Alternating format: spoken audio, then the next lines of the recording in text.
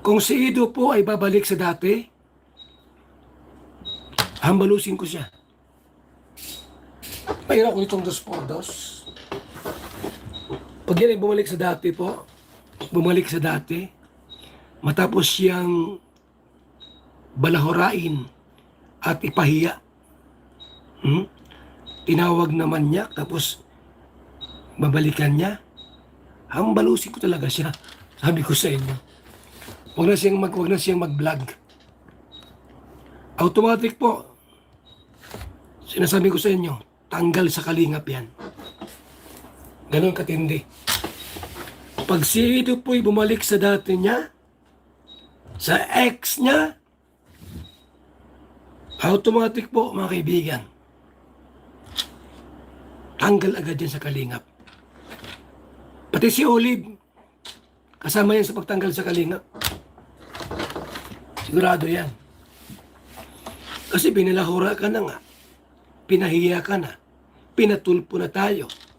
Tapos, basta ganun lang, ha? Abay, parang hindi maganda. Parang kinaya mo yung suka mo. Pambira ka, Ido. Pagka ginawa mo yan, abay, hindi pwede.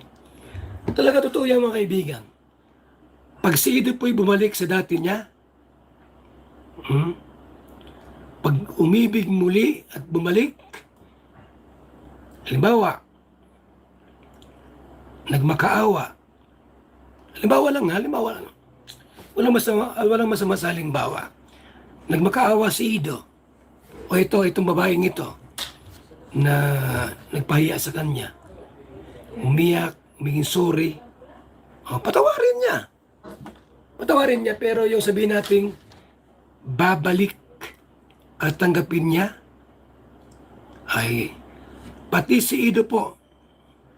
Pati si Ido. Huwag na siyang mag-vlog. Magtrabaho na lang siya. Huwag na siyang magkalingap. Pambira yan. Matapos kang balahurain, pagtawanan, at sabihin, manyak.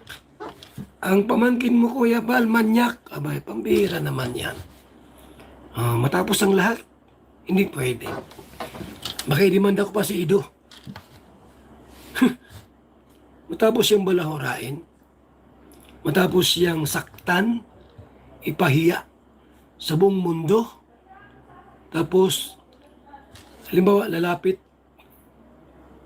humingi ng sorry, tawad, tapos, tinanggap niyang muli, at naging sila, abay, hambalusin ko talaga siya. Hambalusin ko talaga yan.